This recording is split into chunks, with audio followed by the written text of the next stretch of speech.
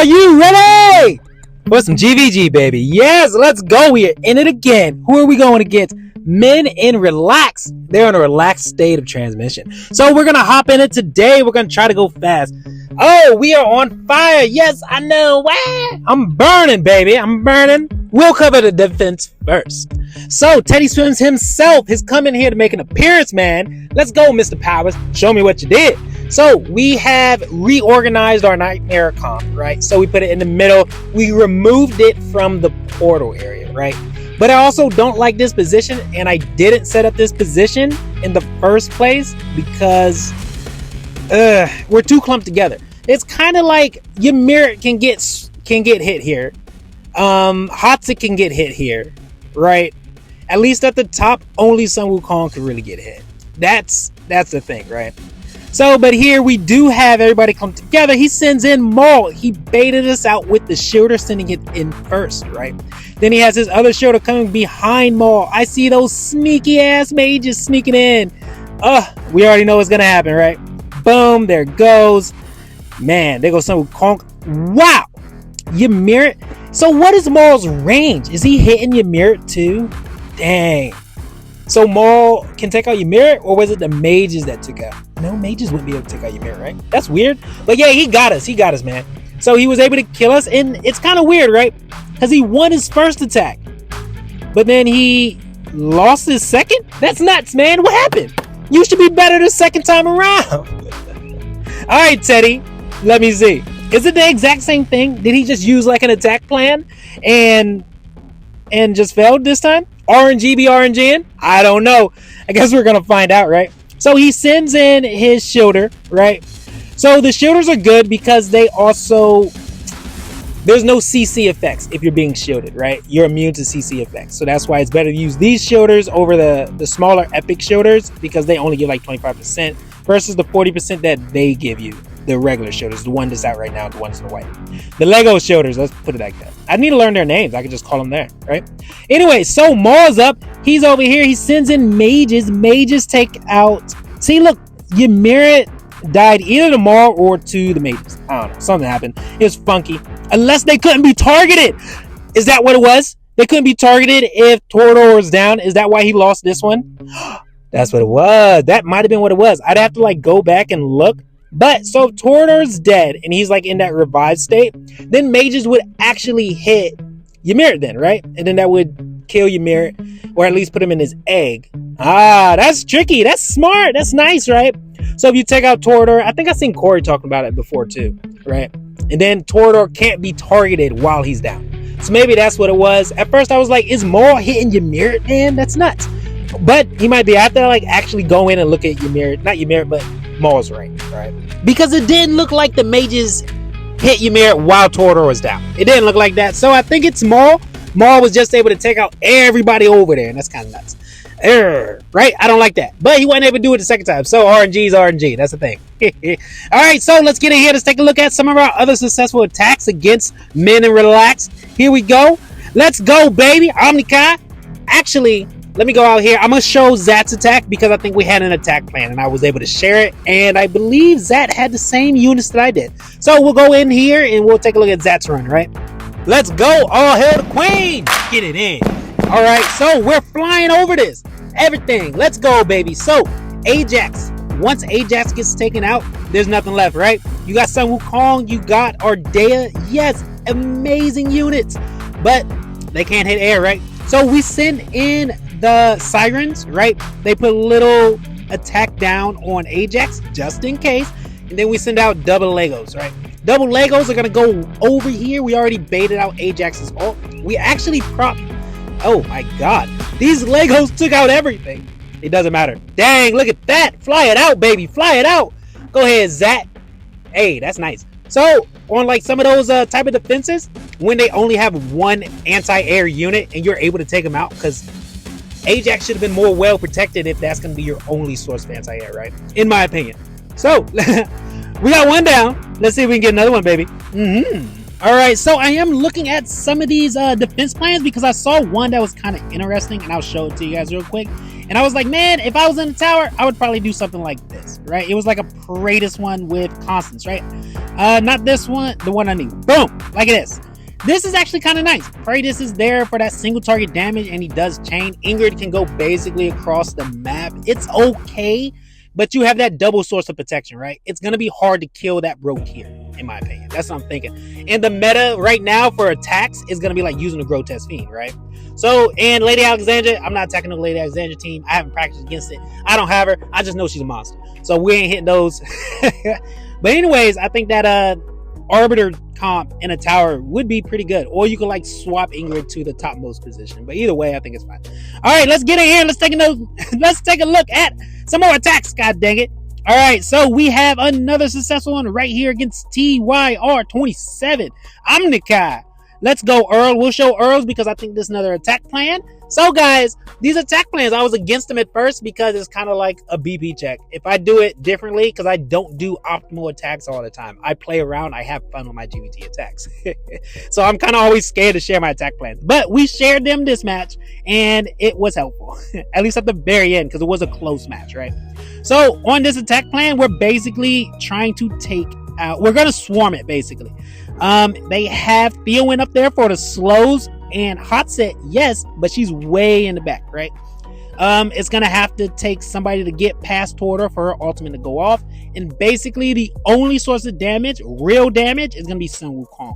So I think we can go ahead and swarm this team for the most part, basically baiting out everybody's ults and then sending in a little bit of the Necros with the healer behind, and then we have two rare tanks along with the axes coming in behind them.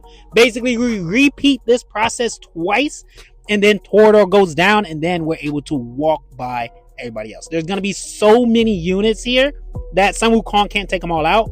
Hotset, by the time she goes off, 9 times out of 10, the axes are going to make their way in. Already have already have Torador down, and then making their way towards Sun Wukong. Or the Necros are going to get by and kill Sun Wukong, right? Taking up Torador's block like that. So that was a nice clean mix of swarm and axes. Woo! We like it. We got it. Those nightmare teams, man, they're getting easier and easier to get by, in my opinion. Just because you can kind of... Hotset's just in that position where she can't use her ult. There's not enough damage coming in. It's only Sun Wukong, really, 9 times out of 10 of most nightmare teams, right? So, Skillet, we go in here. He has his own attack. These Valderon teams, man, I wanted to show a successful defeat of Valderon teams just because Valderon is like, I don't know. He's annoying to me, man, because I don't have him. And he stops me sometimes. All right, so Skillet comes in here with the mages. Has the mages going. Does these mages take out Valderon? Because sometimes, the last couple of times I've seen it, they have not. Wow, his did. He probably put him at like the most highly affiliated demon slot, right? And then he was able to take those that Valderon out. And after Valderon goes down, it's kind of like, what you gonna do? Beelzebub doesn't provide that much damage. You got Talon. Talon doesn't really do that much damage when she's on the platform mode. So this is nice. We got in there. He didn't even need to use the Grotesque Fiends. Dang, man, Skillet just walked on in. Get out of my way. Just too strong, man. Too strong. That's nice. Go ahead, Skillet. He got it. All right, though. I'm feeling a little left out. I want to see Kai attack.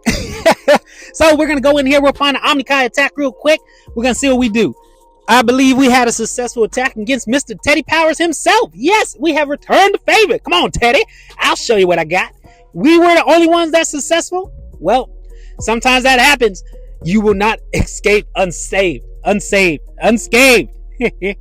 Teddy Powers is pretty strong, so we got to come in here with the Grotesque Fiend, baby. We're going to send out the Shielder, the Lego Shielder. He's going to come out here, and we are going to stop him with the tank. We're going to let the tank go on through, get up there, and bait everybody's ults out for us, right?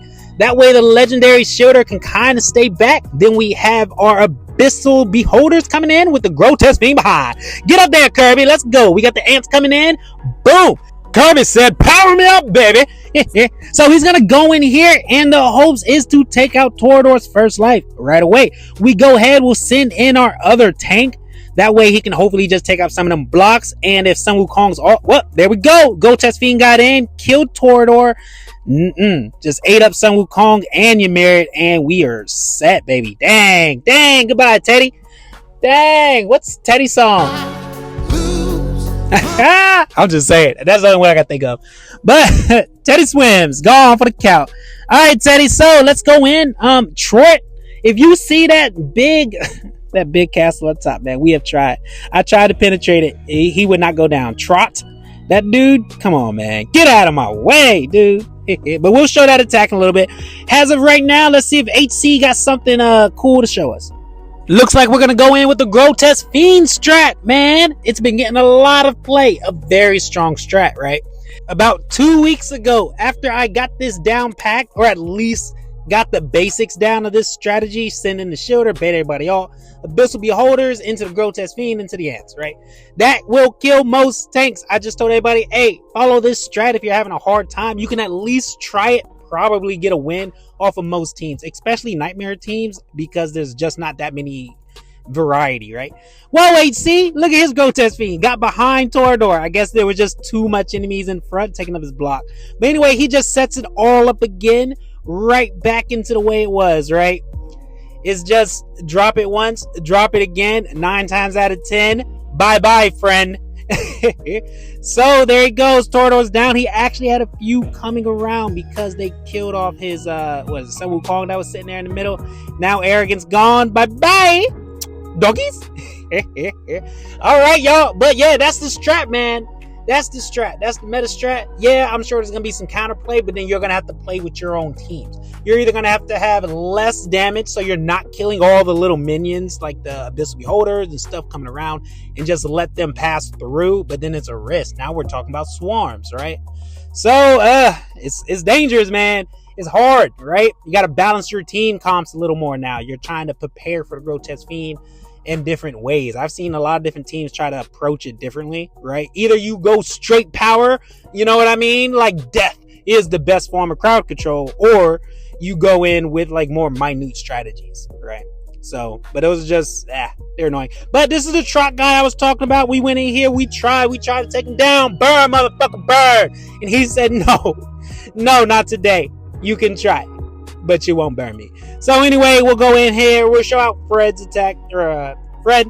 All right, Fred, show him how it's done. See what you did, see what I did, and let's see what happens, right? So it looks like he's going to try to swarm. Cohesive-wise, I guess he's using the Necros as bait. Then the shielders, but now it's kind of... Okay, I see it. The shielders from all. Okay, gotcha. All right, let's see, Fred. Show me, man. Maybe you did something and almost got close, right? So let's see. He goes in. He got Maul. He has the shielder behind. That was a poor drop for those mages. Poor drop for the mages. So right then and there, we already know we're probably done, right? We didn't double drop mages correctly, and there's not enough damage to take out Sun Wukong and Swarm. That might be what he was trying to do, or maybe he was trying to get behind, kill Arrogance, and fly over Legos. I don't know. All right, Fred. Or Fraud. What? I don't know his name. Anyways, Omni-Kai. Let's show him what's good. Let's show him what's not, man. All right. So for my first attack against his Nightmare team, I went in with Maul because I saw the attack against me, and my team's pretty much set up the same way for the most part, right? I'm just using Ymir instead of